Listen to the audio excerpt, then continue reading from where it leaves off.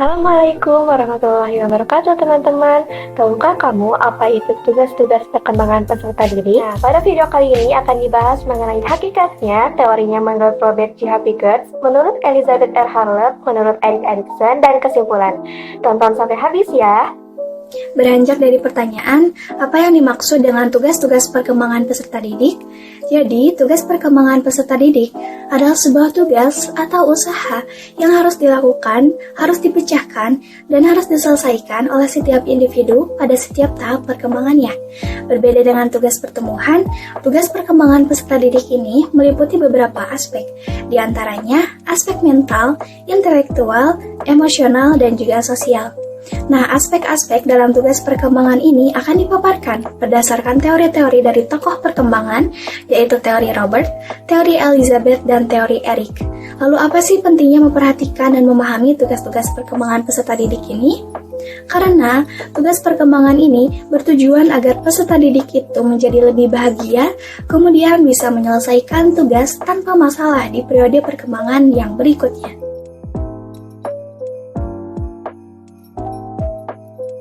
Tugas perkembangan menurut Robert J. Havigers. Robert J. Havigers adalah seorang profesor pendidikan di Universitas Chicago sejak tahun 1941. Ia memperkenalkan teorinya tentang tugas-tugas perkembangan yang meliputi keahlian, pengetahuan, fungsi atau sikap yang biasanya diperoleh individu selama masa kehidupan tertentu.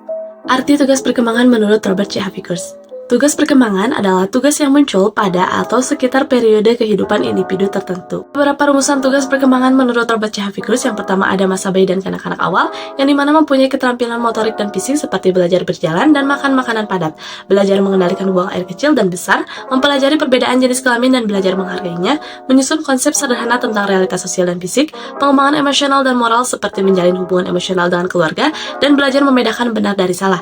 Yang kedua ada masa kanak-kanak akhir, di mana mempelajari keterampilan fisik yang dibutuhkan untuk bermain dan beraktivitas dengan teman sebaya, membangun sikap yang sehat terhadap diri sendiri, mengembangkan konsep diri yang positif dan meningkatkan harga diri, belajar bergaul, bersosialisasi dan bekerjasama dengan teman sebaya, serta memahami perasaan orang lain dan norma sosial, mempelajari dan mengembangkan peran sosial yang sesuai dengan jenis kelamin, mengembangkan keterampilan dasar seperti membaca, menulis, dan berhitung, serta mengembangkan pemahaman tentang konsep sehari-hari.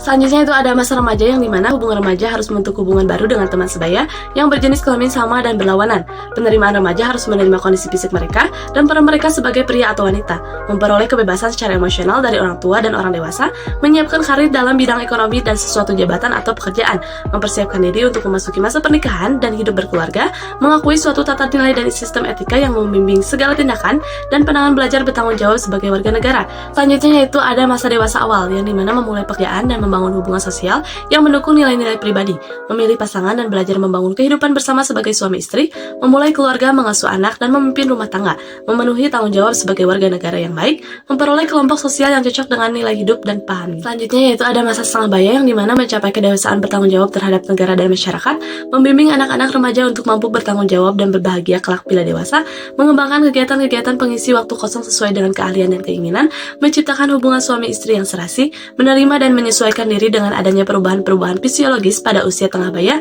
mencapai dan mengutamakan penampilan yang memudahkan dalam karir profesional, mulai menyesuaikan diri dengan kehidupan orang tua yang lanjut usia. Yang terakhir yaitu ada masa tua atau usia lanjut, yang dimana siap menghadapi keadaan menurunnya kondisi fisik dan kesehatan, siap untuk mengalami penurunan pendapat, siap untuk menghadapi kematian suami atau istri, membina hubungan yang baik dengan anggota sekelompok usia, memelihara kondisi fisik agar tetap menyenangkan, menyesuaikan diri untuk mengurangi tugas-tugas sosial, dan tetap memenuhi kewajiban-kewajiban sebagai warga negara dan masyarakat. Baik, untuk materi selanjutnya yaitu mengenai tugas-tugas perkembangan menurut Elizabeth B. Harlow. Elizabeth adalah seorang ahli psikologi yang telah banyak mengarang buku-buku psikologi. Selanjutnya, arti tugas-tugas perkembangan menurut Harlow, yaitu setiap kelompok budaya mengharapkan anggotanya menguasai keterampilan tertentu dan dapat memperoleh pola perilaku yang disetujui oleh berbagai usia sepanjang rentang kehidupan. Kemudian ada beberapa rumusan mengenai tugas perkembangan menurut Elizabeth. Pertama, masa sebelum lahir atau 9 bulan dalam kandungan, berawal dari pembuahan hingga kelahiran. Kedua, Masa bayi bermula saat periode perkembangan yang berentang dari kelahiran hingga 18 atau 24 bulan. Pada masa ini sangat bergantung kepada orang dewasa, sehingga terjadinya kegiatan psikologis sebagai permulaan. Ketiga, masa kanak-kanak awal. Masa ini berawal dari periode perkembangan yang berentang dari masa bayi hingga usia 5 atau 6 tahun. Sehingga pada masa ini anak kecil dapat belajar menjaga dirinya sendiri. Keempat, masa kanak-kanak akhir berawal pada periode perkembangan yang berentang dari usia kisaran 6 hingga 11 tahun. Pada masa ini anak memiliki keterampilan fundamental seperti membaca, menulis, dan berhitung. Kelima, masa remaja. Pada masa ini berawal saat usia 10 hingga 12 tahun dan berakhir pada usia 18 hingga 22 tahun. Masa ini ditandai dengan adanya perubahan fisik yang cepat, pertambahan berat dan tinggi badan yang dramatis, dan perubahan bentuk tubuh. Untuk materi selanjutnya akan dilanjutkan oleh rekan saya. Tugas perkembangan yang selanjutnya yaitu masa dewasa awal yang dimulai dari 21 tahun sampai 40 tahun. Pada masa ini, individu sudah mulai memikirkan tentang karir kedepannya, mengelola ekonominya, mencari pasangan, dan membangun sebuah keluarga, serta muncul ketertarikan dalam mengasuh anak-anak. Masa dewasa selanjutnya yaitu masa dewasa madya yang dimulai dari usia 40 sampai 60 tahun. Nah, masa ini adalah masa untuk memperluas keterlibatan dan juga tanggung jawab pribadi dan sosial. Selain itu, karena di masa ini sudah memiliki banyak sekali pengalaman, jadi individu ini cenderung memberikan dorongan, motivasi, dan juga saran-saran dalam berkarya dan berkarir pada generasi kedepannya. Masa yang terakhir yaitu masa usia lanjut. Nah, masa ini merupakan masa akhir ya dari sebuah perkembangan individu. Karena di masa ini sudah berkurang kondisi kesehatannya juga kekuatannya. Biasanya, masa usia lanjut ini disebut sebagai masa pensiun.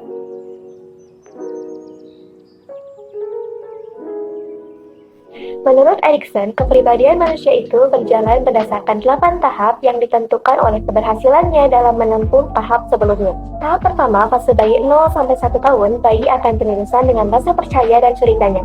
Pada tahap kedua, fase kanak-kanak 18 bulan sampai 3 tahun, anak akan berhadapan dengan otonomnya dan rasa malu-malu. Pada tahap ketiga, fase awal anak kecil 3 sampai 5 tahun, anak akan berhadapan dengan rasa inisiatifnya dan rasa bersalah. Tahap keempat, fase anak kecil 5 sampai 13 tahun, anak akan berhadapan dengan rasa percaya dirinya dan rendah dirinya. Pada tahap kelima, fase remaja 13 sampai 21 tahun akan berhadapan dengan masalah mencari jati diri atau identitas dan kekacauan peran.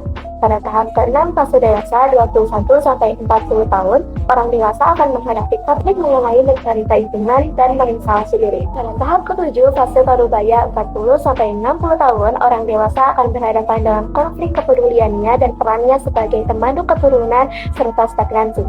Pada tahap terakhir, yaitu fase lansia lebih dari 60 tahun, orang tua akan berhadapan dengan konflik integritasnya sebagai anggota keluarga tertua dan rasa putus asa. Kesimpulannya, sebagai seorang guru atau orang tua, kita harus memahami tugas-tugas perkembangan peserta didik yang harus diselesaikan untuk mendorong kebahagiaan dan kesuksesan anak di masa depan. Dengan menerapkan prinsip-prinsip berdasarkan teori-teori sebelumnya, kita dapat memberikan pendidikan yang bisa mendukung pertumbuhan dan perkembangan anak secara holistik. Itulah beberapa paparan mengenai tugas-tugas perkembangan peserta didik. Semoga informasinya bermanfaat. Terima kasih sudah menonton. Wassalamualaikum warahmatullahi wabarakatuh.